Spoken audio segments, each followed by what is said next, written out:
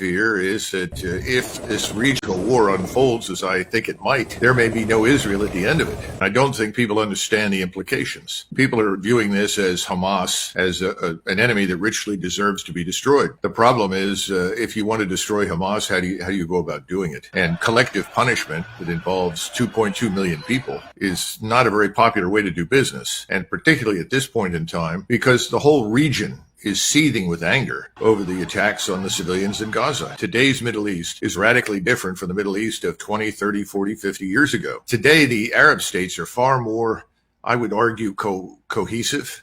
The governments are stronger. They have more technology at their disposal, and there's a greater willingness to weigh in collectively.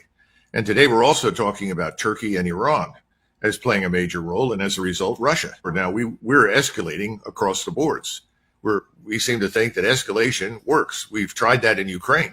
We've escalated and escalated and escalated, and today Ukraine is in ruins. You write in your piece that Israel could become the next Ukraine if we don't watch out. How do you mean?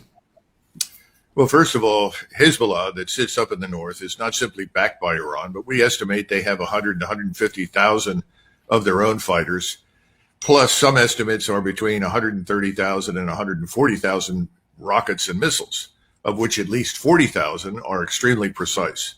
Now, there's enough armament in Hezbollah to destroy half of Israel. Now, let's be honest. If you're going to march into a city and fight, the notion that you can pick and choose your targets is absurd. So the loss of life will be enormous. This is the catalyst for a regional war. The Iranians have said it. The Turks have said it. Everyone has said this is unacceptable. King Hussein, or not Hussein, but Abdullah in Jordan gave a brilliant speech in Cairo explaining that he shared the Israelis' horror at what had happened to them and thought that they had responded reasonably under the circumstances, but said collective punishment that involves 2.2 million people and driving them out of their homes and into the desert is simply unacceptable. Keep in mind that the Israeli Defense Force on the ground consists of a small portion of professional soldiers. The vast majority of people that are being mobilized are simply civilians. They're reservists. I've been told that these reservists are not nearly as well trained and prepared as their predecessors were in 1973. That means that they have even less training and less preparation than you would want for such a complex operation. But let's assume you have a couple of weeks to train. You're not going to reach the level of expertise that you would want to deal with what you're describing, these tunnels. And remember that the Israelis have destroyed most of this area in northern Gaza, which makes it much easier for Hamas to defend itself. Now, I'm sure the Israelis will use everything at their disposal, and I'm sure that the soldiers on the ground will do the best they can.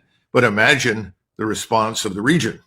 Imagine how the Turks and the Iranians, the Egyptians, Jordanians, Saudis, Syrians, everyone will feel when they witness this. Again, I don't see this as a very positive outcome for Israel. Remember, Russia does not want to be in this. Right. Russia wants to remain neutral, but Russia's relationship with Iran is very, very close. And if you attack Iran, you're going to end up at war with Russia. So there are other actors that are playing into this, and you shouldn't underestimate General Sisi in Egypt. The Egyptians have maintained very good relations with the Israelis, but their government cannot survive what the Israelis are doing in Gaza. And the pressure on him to mobilize his army and go forward and fight potentially to protect the Gazans is enormous. Secretary Blinken yesterday said that he sees no indication that Israel wants to control Gaza in perpetuity. Do you buy that? Gaza has been a huge problem for a long time. Many Americans are unaware of it, but during the Camp David Accords discussions, Menachem Begin actually offered Sadat Gaza, said, please take it off our hands. We don't want it. And at the time, Sadat said, I've got so many problems inside my own country, I can't take on any more. Now, the Israelis have had to take stringent measures to protect themselves because Gaza is a permanent thorn in their sides. So I don't think they want it. I think they would like to remove it. The problem is if you push 2 million or 1.5 million or whatever it turns out to be Arabs into the Sinai, which is a real plan I think the Israelis would like to follow, you've just pushed the problem 20 miles away. Well, you've got to reopen discussions about the future of the Palestinians, which is something else the Israelis don't want to do. And you have a substantial portion of the people supporting Netanyahu who think this is their opportunity to create a greater Israel that reaches from the Jordan River to the sea. Now, I understand all of these things. I'm an American. I'm not an Israeli. And I'm not unsympathetic, but I don't think it serves Israel's interest to pursue these goals. And if they do, we and they are going to be drawn into a very large regional war in the Middle East. And what have we got to send? We can certainly send ships, although you've got 90 aircraft on each aircraft carrier, of which 40 or 50 are attack aircraft. You have a flotilla that's there largely to protect the carriers so they can launch their strikes, but they're also operating from a very long way offshore, so far that they may have to land in Israel after executing their strikes to refuel. Then they're up against air defenses. Now, the air defenses that are there are Russian, but they're also part of Syria. Those air defenses can be turned to use against us, so we'll probably lose aircraft.